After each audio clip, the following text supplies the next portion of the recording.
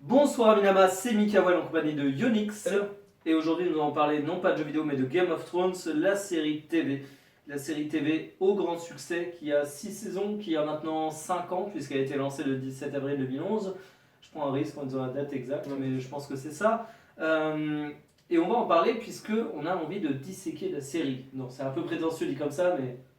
Exactement, en fait, tout le monde analyse sur Game of Thrones maintenant quasiment. Certains aiment, certains détestent, mais peu de gens l'analysent, peu de gens savent pourquoi ça marche, peu de gens même savent pourquoi ça marche sur eux. Et nous, on va essayer de voir un peu pourquoi ça marche sur nous, voir comment elle a évolué, parce que oui, Game of Thrones ça a évolué, c'est ce qu'on va expliquer. Et ce sera juste cette vidéo. Ouais, je crois. Et partager notre passion, mais ce serait l'antibladitude.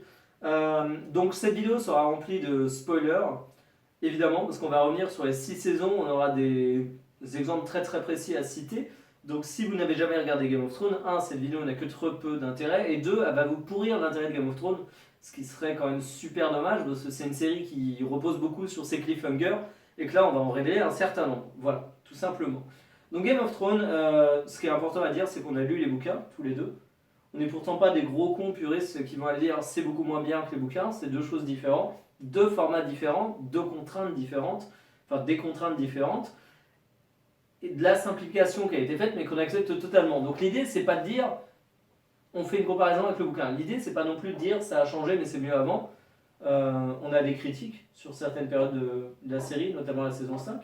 Principalement, oui. Mais c'est pas de dire c'est mieux avant, c'est juste vraiment de parler de la série, faire un petit retour dessus et expliquer pourquoi on considère que c'est plus du tout la même avec cette saison 6 que dans le passé. Donc rapidement, est-ce que tu pourrais pitcher la série ? Game of Thrones, en gros, si on résume, c'est une série de fantasy super inspirée par notre histoire médiévale, où on voit des familles, différentes familles avec leurs différentes spécificités, qui s'affrontent, qui se font la guerre pour contrôler le territoire de Westeros ou différentes parties du territoire. Voilà, c'est ça. Ça repose énormément sur les cliffhangers, ça on l'expliquera, on donnera quelques exemples. Ça repose également sur des dialogues, sur des complots politiques. En fait, finalement, c'est une série qui est vachement basée sur la parlotte, entre guillemets, même si ça sonne super péjoratif, mais c'est une série d'intrigues et pas d'action. Et si il fallait la résumer en une phrase, c'est un peu réducteur et provocateur, mais sexe, violence, tête coupée, voire les trois en même temps. Mais finalement, il y a beaucoup d'intrigues là-dedans et c'est ce qui est important. Et dans ces intrigues, justement, il y a des façons de les dérouler totalement différentes. On a trois grandes périodes qu'on a réussi à décortiquer, nous, enfin qu'on a réussi à séparer. Saison 1 à 4, saison 5 et saison 6. Alors déjà, ces périodes sont différentes pour une raison toute conne, c'est l'avancement des livres. Exactement. En fait, chaque saison, de la saison 1 à 4, c'est plus ou moins un bouquin, Ouais. globalement. Sauf qu'arrivé à la saison 4, ils ont eu un problème, c'est que les livres, ils ne sont pas publiés actuellement, et donc ils ont une fin, et ils la dépassent, et ils doivent continuer. Donc fatalement, les scénaristes, ils doivent plus ou moins combler les zones d'ombre qu'ils ne connaissent pas. En sachant quand même que George Martin a donné la fin, les actes principaux de l'histoire, évidemment. Pour guider les scénaristes, il y a un vrai travail qui se fait main dans la main, mais c'est pas aussi facile que de s'appuyer sur les bouquins qui, eux, déroulaient tout avec une extrême précision. Parce que les bouquins à l'heure actuelle de Game of Thrones qui sont sortis, c'est quoi ? C'est 6000, 7000 pages ? Oui, C'est globalement, un truc ouais, comme ça ça, fait 6000, enfin c'est énorme, l'histoire elle est super développée, fatalement la série elle peut pas reprendre tout ça. Ouais. Même quand ça sur des bouquins, des fois ils changent. Ouais, ils prennent des libertés parce que ça, c'est quand tu découvres la série de Game of Thrones finalement que tu as ça qui ressort. C'est que tu es un peu paumé avec tous les noms qu'on te balance. Et c'est pour ça, il y a une simplification, t'es paumé malgré tout, donc heureusement que la série fait parfois dans le plus simple. Mais ouais, comme tu le disais, saison 5 où on arrive plus loin que les bouquins, donc on ne peut pas se permettre de se reposer dessus. Et saison 6, la dernière, où c'est... Ah ben là, les bouquins sont clairement dépassés, maintenant les scénaristes sont pas en roue libre, parce qu'il y a quand même Jean Martin qui un peu gère les trucs derrière, mais c'était un risque, hein. C'était vraiment un risque. La saison 6 c'était forcément un tournant positif ou négatif, ça on va donner notre avis, mais c'était forcément un tournant. Voilà, donc s'il faut revenir sur la spécificité de la saison 1 à 4, concrètement, moi je dirais que à l'image de la... Si on devrait donner une image en fait à cette période par rapport à la série, c'est que c'est plus lent, c'est plus tourné politique et c'est plus profond, je dirais. En gros, c'est peut-être les saisons qui se rapprochent le plus des livres en fait, qui essaient de plus d'approcher la complexité des livres et la densité du background. Pour donner un exemple précis, en fait, c'est Ned Stark quand il arrive à Port-Royal, qui va faire ses investigations sur les fils de Robert Baratheon et Cersei Lannister. on voit qu'il y a un vrai travail de recherche qui est repris dans la série et dans les livres, où tu as vraiment un temps lent, où tu le vois qui fait ses recherches, qui passe du temps à Port-Réal, qui se passe pas forcément énormément de choses. Alors évidemment, il y a des intrigues, hein, mais c'est pas des cliffhangers de ouf toutes les 2 minutes. Et ça arrive qu'à la fin, où tu as ton gros cliffhanger, où finalement ça s'emballe, où tu as Ned Stark qui va voir Cersei et lui dire qu'il est au courant, où tu vas voir le combat contre Jaime Lannister, où tu vas voir la décapitation de Ned Stark. Et ça s'emballe qu'à la fin, parce que sinon on te pose le contexte. Voilà, c'est ça. Au-delà de tous ces éléments forts, en fait, les personnages, tout au long de la saison, ils ont eu des dialogues où ils ont discuté et où on a pu entreapercevoir, un petit peu comprendre l'histoire de leur famille, leur propre histoire, l'histoire du continent. Et ça donne de la densité à l'univers, ça le rend plus vrai, et ce qui fait qu'on s'attache encore plus aux personnages, C'est qui ça. par ailleurs sont ultra bien développés. Ça, c'est une des principales qualités de Game of Thrones. Les personnages sont super développés, charismatiques, intéressants, on s'attache à eux, alors même qu'ils peuvent mourir à tout moment. Ben, c'est ça en fait, c'est que la série, la saison 1, elle prenait le temps de présenter chaque personnage, elle prenait le temps d'expliquer un contexte qui était super complexe. Enfin, je sais qu'avant de lire les bouquins, j'avais vu la série, enfin les premières saisons de la série, il me semble que c'est les 3 premières saisons que j'ai vu avant de lire les bouquins. Euh, et finalement, c'est complexe d'assimiler tous les noms alors qu'il y a un travail de simplification, d'où le fait que c'est assez lent. Parce qu'on te balance tellement d'informations qu'en plus, si on te mettait des gros cliffhangers dès le début, t'aurais même pas le temps de t'attacher à un perso qui serait déjà mort. Bah, c'est le problème de beaucoup de séries. Les autres séries, souvent, elles développent pas beaucoup les personnages, Mm. elles tuent quelqu'un, t'en as vraiment rien à foutre. Là, au moins, t'as le temps de t'attacher. C'était le personnage principal qui est mort Ben, dans Game ouais, of Thrones. typiquement, C'est Ned ça. Stark qui meurt dans une autre série lambda, dans ce qu'on avait connu Mais auparavant. même pas lambda, en fait. C'est Inconcevable. plus, quand tu penses à une série comme Breaking Bad, qui est une des meilleures à jour, tu tuerais pas direct le personnage principal. Ouais. C'est impossible. Ouais, bien sûr. C'est assez rare. Donc, ça, c'est assez fort pour la signaler. Voilà. Et donc, on reposait sur un rythme lent pour poser les enjeux. La saison 2, 3 et 4, on va les mettre dans le même lot, c'était également assez lent, entre guillemets. On a eu pas mal de moments forts, des batailles, évidemment, l'histoire s'emballait. On avait le contexte qui était déjà posé. Mais finalement, on retrouvait ces dialogues ultra riches et qui étaient vraiment au cœur de la série. Voilà, ça continue dans la lignée de la saison 1. Alors bien sûr, c'était pas une phase d'exposition, les Ouais. bases étaient posées, donc il n'y avait pas besoin de rentrer dans le détail. Mais justement, ça prolongeait un petit peu, on en savait toujours plus, il y avait de nouvelles familles qui arrivaient. Et même si ça simplifiait toujours, on avait quand même énormément d'éléments, c'était intéressant, c'était passionnant. Euh, Et c'est là où tu as les meilleurs cliffhangers, je trouve, parce que justement, la série t'en balance pas énormément à la fois. Et genre, quand tu as ton cliffhanger, qui est le cliffhanger ultime de saison la série 3. pour moi, La saison 3, ouais. c'est la 3, je croyais que c'était la 4. mais Le c'est- mariage, moi je parle. Le mariage de Rob, ouais. Ouais, le Ouais, mariage de Rob c'est chez les c'est frères, la 3. où finalement t'as quasiment tous les Stark qui se font massacrer, les Tully avec eux. Mais c'est super bien amené. Et c'est super bien C'est amené. subtil, c'est bien pensé, c'est du cliffhanger Et surtout que intelligent. ce mariage, en fait, on te le tease depuis pas mal d'épisodes. Donc, enfin, on te le tease, on te le présente, il y a une vraie mise en contexte, c'est-à-dire qu'il sort pas de nulle part, c'est pas en un épisode, hey, il y a une raison politique qui fait qu'on va se rendre là-bas, donc bam. Non, on le voit venir en fait. On voit venir, on voit les personnages qui doutent, on voit les personnages qui se méfient, mais qui en même temps comprennent pas vraiment ce qui leur tombe dessus. Et on se doute quand même pas que ça va aller jusque Voilà. là, parce que ça nous surprend quand même à mort, c'est super bien amené, l'ambiance, la Mais mise ça en sort scène. pas de nulle part, tu vois. On a le temps de comprendre que le contexte est important et on a le temps de comprendre toute la gravité du truc aussi. Et c'est ça qui est génial. Parce qu'avant, ça prenait son temps, donc l'avancée militaire de Rob, elle se fait step by step et on a le temps de voir qu'il a énormément de victoires, même s'il a une période un peu de coup de mou. On a le temps de voir qu'il progresse, qu'il est en temps fort, de s'attacher et finalement de même replacer tout le contexte politique. On a le temps de se dire, c'est bon, Rob Stark qui est King of the North, comme ils disent. Il fait une progression militaire qui est assez impressionnante. Et justement, c'est ça, il le montre comme le King of the North, Voilà. il montre sa progression superbe. Et t'as on ça en s'imagine pas fait. qu'il va chuter. Parce que tu revois la carte de Game of Thrones. Parce que bon, quand tu regardes Game of Thrones, t'as forcément une carte. Tu vas la voir sur le net, tu l'imprimes. C'est tu générique. vois. Générique, c'est une carte. Voilà, bah ouais, le générique, tu visualises mal quand même ta carte. Mais, et tu le vois qui progresse. Et tu vois, dans ta tête, le monde évolue en même temps. Et finalement, quand il tue, non seulement il tue un des personnages les plus importants, mais en plus, il bouleverse toute l'évolution de la série, quoi. Et t'avais eu le temps de le voir venir. Sauf que voilà, ça résume plutôt bien les 4 premières saisons. On a des éléments qui prennent le temps d'arriver, on a des mises en place qui se font step by step, qui vont faire évoluer l'univers de façon assez intéressante, super profonde, parce qu'on s'appuie sur des bouquins qui sont quand même très très développés. Et c'est ça en fait, la saison 1 à 4, elle pouvait piocher les éléments forts dans les bouquins, Ouais. elle pouvait les mettre et transformer, mais ça gardait son efficacité. Saison 5, on commence à dépasser les bouquins. Ouais. Là, ils commencent à devoir inventer. Et ça peut poser problème. Il fallait qu'ils comprennent, en fait, les scénaristes et les producteurs, les showrunners, ce qui faisait le succès de Game of Thrones. Pourquoi ça marchait, c'était quoi l'essence de leur formule. Et il fallait qu'ils la reproduisent pour continuer la série et faire une fin convenable, plus ou moins. Alors bien sûr, ils avaient la fin, George Martin leur a dit la fin, Mhm. ils ont des éléments de développement, mais il y a des zones d'ombre qu'ils doivent combler. Et le risque, c'était qu'ils se caricaturent eux-mêmes, et c'est ce qui s'est passé. Bah, ouais, ce qui s'est passé, parce qu'en fait, on a eu une série qui a essayé de garder toute sa partie dialogue, qui a essayé de garder toute sa partie intrigue, développement, punchline dans les dialogues, mais surtout toujours ce petit sous-entendu qui est symbolisé, je pense, par le personnage de Littlefinger, enfin, que nous, tous les deux, on adore. Bon, qui est pas ultra présent, hein, mais c'est le mec qui est toujours en train de faire des plans pour prendre le contrôle de tu ne sais pas quoi, il agit toujours à dessein, mais tu comprends pas trop pourquoi, enfin bref. Ils ont essayé de garder ce côté, sauf que finalement, ben, il se passait pas non plus énormément de retournements politiques. C'était plus subtil et surtout moins éclairé dans les dialogues.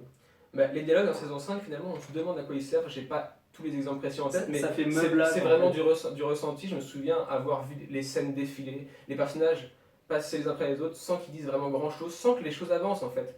Parce que c'est bien de faire de l'exposition, c'est bien de dialoguer, de mettre du background, mais effectivement, Ouais. si c'est pour rien en faire, si c'est pour être inintéressant, si c'est pour justement combler le vide avant qu'il y ait le cliffhanger, Ben voilà, parce que le ça a pas cliffhanger, d'intérêt. en fait, pour vous donner une idée, la série est souvent construite de cette manière.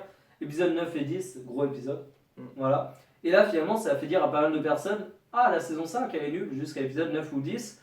Où là, ben, on est toujours dans la caricature, on offre un cliffhanger pour que finalement les gens soient contents. Enfin, un cliffhanger, une évolution plus rapide, on va dire ça comme ça.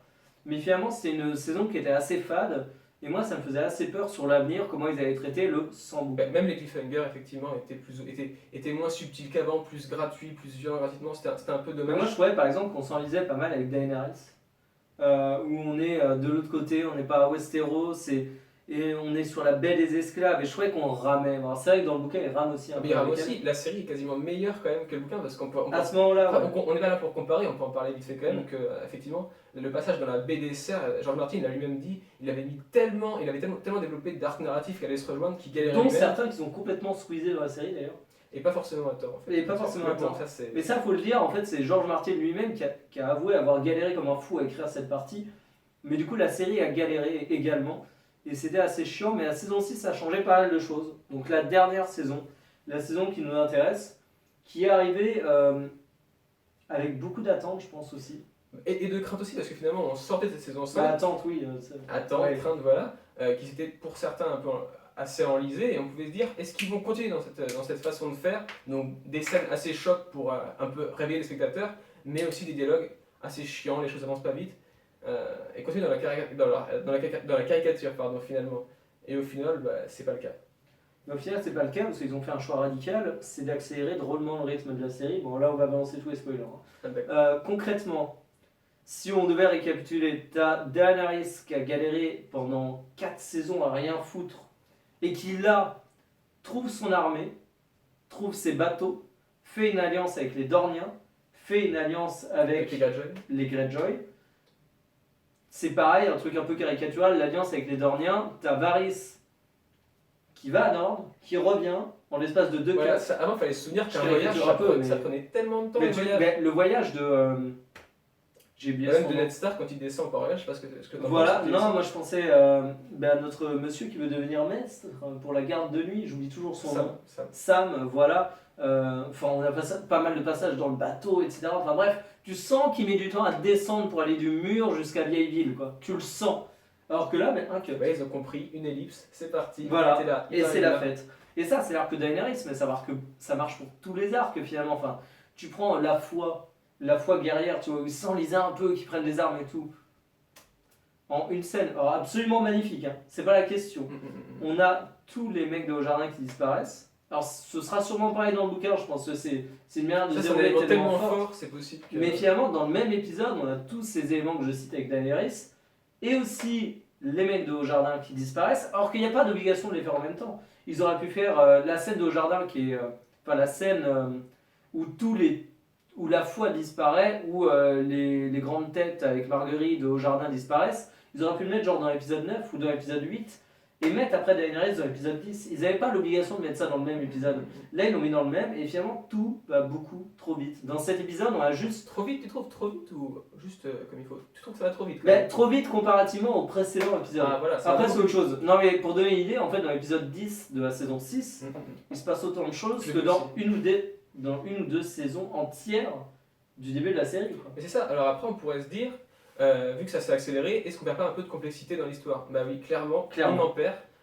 Ça paiera pas à certains, mais Mais très important. mais on y gagne du rythme, quoi. On y gagne. C'est plus plaisant à regarder, quoi. Finalement, ça colle mieux à son format de série télé, quoi. Ouais. Et finalement, moi j'ai envie de dire un truc, c'est que, comme j'ai dit au début, la série était lente parce qu'elle avait besoin de poser un contexte.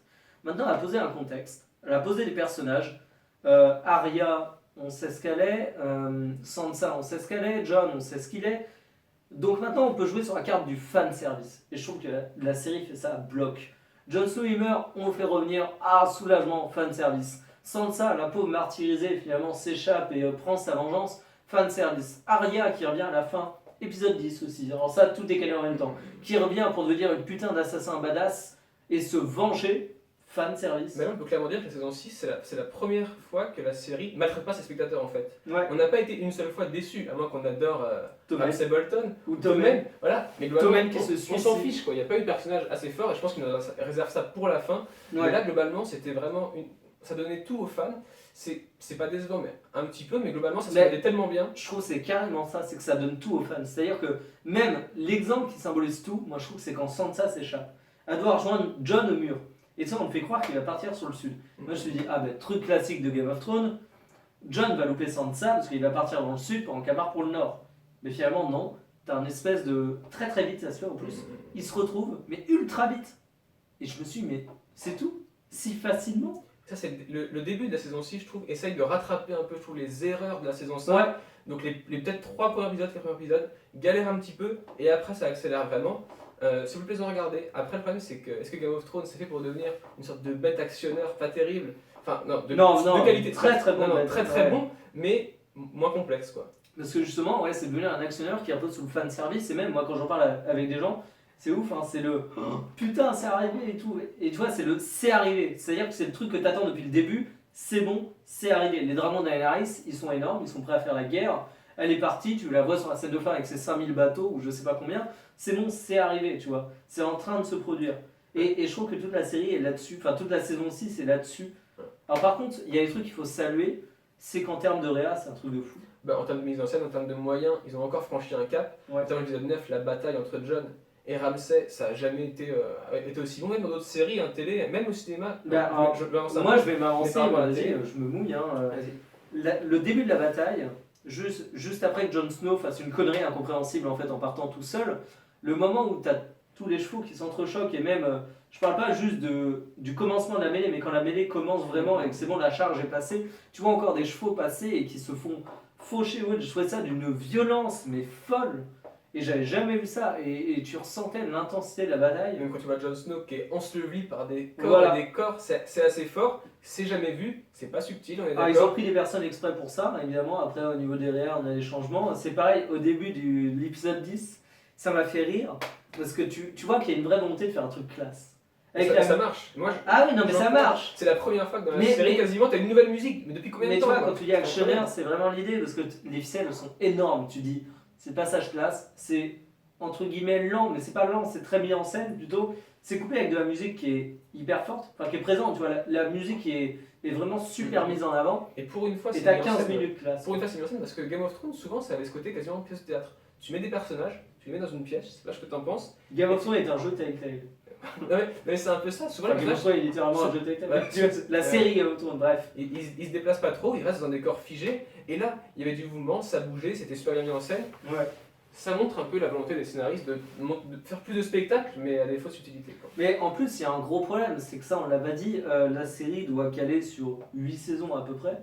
Maintenant, globalement, il reste plus que une ou deux saisons, une saison et demie, ça va être un peu. Voilà. Et ils doivent terminer l'histoire pour là, parce que tu peux pas te permettre pour une série comme Game of Thrones de dire bon ben voilà, c'est fini, on arrête en cours, mais pourquoi vous avez plus de budget? Non, c'est que les acteurs, on peut pas les faire signer parce que c'est trop cher ou je sais pas quoi. Non, ils sont obligés de boucler l'histoire. Et vu qu'ils sont obligés de boucler l'histoire et qu'ils se disent putain, il reste une saison et demie, et en fait, le George il est gentil, mais il nous a dit que la fin elle allait être ultra différente des éléments actuellement mis en place, donc il faut faire bouger ça. Et pour faire bouger en peu de temps, tu es obligé de faire aller les choses plus vite. Donc finalement, c'est ça qui va expliquer aussi un peu ce changement de rythme, ce changement de nature de la série. Mais c'est pas un mal finalement. C'est ça qui Et est c'est bien. pas un mal, mais il y a eu plein de. Typiquement encore, ça c'est dans l'épisode 10 aussi. Jon Snow, qui est donc non pas le bâtard de Ned Stark, mais le fils de la sœur de Ned Stark, est le fils du prince Targaryen. Ça, on n'est pas sûr, je sais. Ben, on n'est pas sûr. Mais Ça, c'est une théorie. Ça, c'est mais si, mais non, mais c'est quasiment acté, parce que quand tu la retrouves dans sa tour, là, c'est qu'elle s'est fait enlever par le Targaryen, qu'elle a été séquestrée par le Targaryen, Je sais pas si tout le monde l'a compris, ça. et elle a été mise en scène. Ouais, Elle a été mise enceinte. Voilà. Elle a été mise en scène. Et On est bien d'accord. On est bien d'accord. donc ça, mais on peut le dire, mais tu vois, c'est pareil, ça bouge vite, et tu sens qu'ils avaient besoin de dire, eh oh, Jon Snow, en fait, c'est un vrai Stark, donc il peut prétendre, ça peut éventuellement monter, parce qu'il faut pas oublier un truc, c'est que c'est Bran qui voit cette scène. Et donc que Bran, non seulement c'est un super outil scénaristique pour te faire revivre le passé en l'expliquant, mais en plus, Bran va pouvoir arriver et dire en fait, Jon c'est un vrai Stark. Et je le vois venir gros comme une maison, c'est qu'il va débarquer au moment où il y aura un vrai doute sur sa légitimité. Peut-être le moment où Littlefinger va dire à Sansa viens de mon côté et Sansa va affronter Jon Snow. Ça, c'est un de mes fantasmes de mec sadomaso, mais écoute, et que Bran va arriver et balancer cette information. Et tu sens que cette information, il balance au milieu d'une tonne de trucs. Daenerys, Cersei, au jardin qui s'allie à Dorne, et donc à Daenerys aussi, Arya qui revient, et ils balancent en plus Jon Snow, et tu sens qu'ils ont besoin de le balancer. Mais là, tout est placé pour une sorte de combat final, plus ou moins. Ouais, en Globalement, fait, ils placent les pions. en gros, là, dès la saison 7, tout va se régler au niveau du trône de fer. On va savoir globalement qui va gagner. Tout est fait pour ça. Globalement, on va savoir, je pense, Daenerys va arriver là. Parce qu'en fait, le vrai combat final, n'oublions pas que c'est contre les autres, que les humains vont devoir se regrouper. C'est vrai, j'ai oublié ça. Et voilà, c'est ça. Donc là, il fallait vraiment se Qui dépêcher. eux, du coup, n'avancent pas trop vite. Ils ont été plus ou moins oubliés. Ah ben, je sais plus si c'est saison 4 ou saison 5 qu'on a commencé à les voir, on a eu peur. Maintenant, on les oublie parce qu'il faut qu'on règle la situation des humains. Mais c'est vrai que t'as les armées. Tu vas avoir Daenerys qui va arriver avec ses Immaculés et avec les Dothraki. Avec les dragons surtout. Avec les Ça dragons, contre- avec Dorne et au jardin.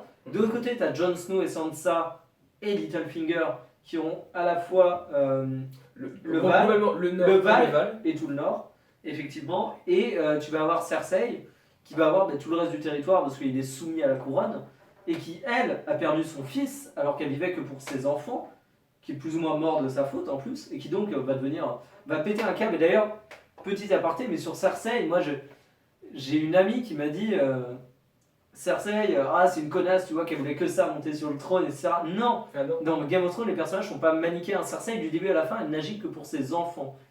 De manière complètement tarée, de manière un peu égoïste, parce que c'est ses enfants, enfin tu vois l'idée. Mais c'est pas quelqu'un qui a eu de l'ambition à titre très personnel, elle a eu de l'ambition pour sa famille, pour ses enfants. Et là, elle a tout perdu. Et là, je pense qu'elle va péter un câble. D'ailleurs, on le voit, sa façon de monter sur le trône de fer, Ouais. c'est sinistre. Et d'ailleurs, c'est Jem sombre. qui revient pile pour l'avoir monté. C'est pareil, trajet express. Voilà. Donc, ça, c'est notre avis. La saison 6 qui est beaucoup plus rapide.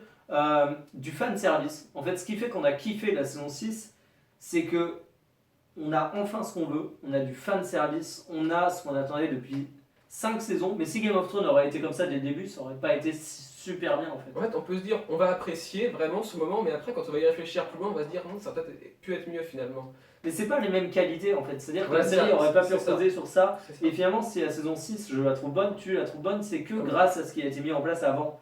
Parce que finalement, Jon Snow, il a tout son background qui a déjà été construit. Donc finalement, si tu fais remourir Jon Snow, ça va avoir de sens que grâce à ce que tu as montré avant.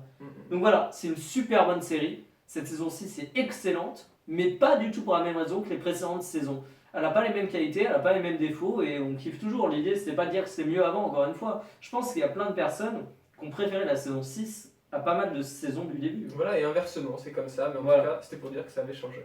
Voilà, donc Kamilama, c'est la fin de cette vidéo. J'espère que ça vous aura plu. N'hésitez pas à donner votre avis en commentaire sur la saison 6 et sur la série de manière générale.